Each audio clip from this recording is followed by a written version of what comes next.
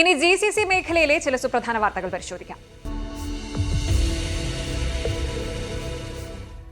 UAE-ൽ ശൈത്യകാലത്തെ ഏറ്റവും കുറഞ്ഞ താപനിലയിലേക്ക് കാലാവസ്ഥ മാറുന്നു. വടക്ക് നിന്നുള്ള തണുത്ത വായുവിന്റെ സ്വാധീനം മൂലം ജനുവരി 15 മുതൽ രാജ്യത്തിന്റെ വിവിധ ഭാഗങ്ങളിൽ താപനില 7 മുതൽ 8 ഡിഗ്രി വരെ കുറയാൻ സാധ്യതയുണ്ടെന്ന് ദേശീയ കാലാവസ്ഥാ നിരീക്ഷണ കേന്ദ്രം അറിയിച്ചു.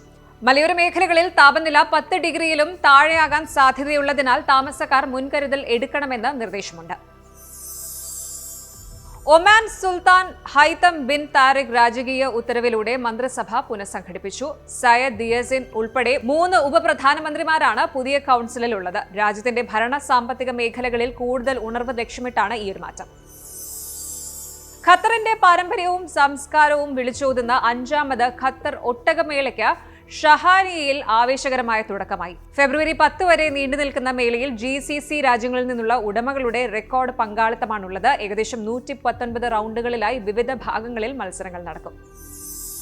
സൗദി അറേബ്യയിൽ യാത്രാ സൗകര്യങ്ങൾ വർദ്ധിപ്പിക്കുന്നതിന്റെ ഭാഗമായി റിയാദ് മെട്രോയുടെ റെഡ് ലൈൻ വികസിപ്പിക്കുന്നു. കിങ് സൗദ് യൂണിവേഴ്സിറ്റി മുതൽ ദിരിയ ഗേറ്റ് വരെ 8.4 കിലോമീറ്റർ ദൂരത്തിലാണ് പുതിയ പാത വരുന്നത്. ഇത് നഗരത്തിലെ ഗതാഗത കുരുക്ക് കുറയ്ക്കാൻ സഹായിക്കും. വാട്സാപ്പ് വോയിസ് കോളിലൂടെ അക്കൗണ്ട് വിവരങ്ങൾ ചോർത്തുന്ന സീറോ ഡേ എന്ന പുതിയ തരം സൈബർ തട്ടിപ്പിനെതിരെ എമിറേറ്റ്സ് NBD ബാങ്ക് ഉപഭോക്താക്കൾക്ക് മുന്നറിയിപ്പ് നൽകി. അജ്ഞാത നമ്പറുകളിൽ നിന്നുള്ള കോളുകൾ ശ്രദ്ധിക്കണമെന്ന് അധികൃതർ അറിയിച്ചിട്ടുണ്ട്. 2026-ൽ GCC രാജ്യങ്ങൾ ആർട്ടിഫിഷ്യൽ ഇന്റലിജൻസ് പരീക്ഷണ ഘട്ടത്തിൽ നിന്ന് പൂർണ്ണമായ പ്രവർത്തന ഘട്ടത്തിലേക്ക് മാറുകയാണ്.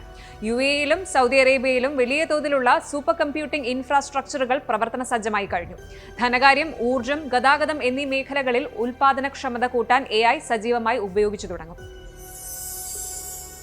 GCC രാജ്യങ്ങൾ കേവലം എണ്ണയെ മാത്രം ആശ്രയിക്കുന്ന സമ്പദ് വ്യവസ്ഥയിൽ നിന്ന് മാറി സാങ്കേതിക വിദ്യയിലും ടൂറിസത്തിലും സുസ്ഥിര വികസനത്തിലുമൊക്കെ ലോകശ്രദ്ധ നേടുന്ന കാഴ്ചയാണ് 2026-ൽ നാം കാണുന്നത്.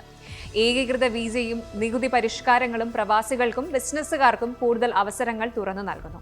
പ്രവാസികൾക്ക് പുതിയ തൊഴിൽ മേഖലകളും കൂടുതൽ മെച്ചപ്പെട്ട ജീവിത സാഹചര്യങ്ങളും ഈ മാറ്റങ്ങളിലൂടെ കൈവരുമെന്ന് ഏറെ സന്തോഷകരമായ കാര്യമാണ്.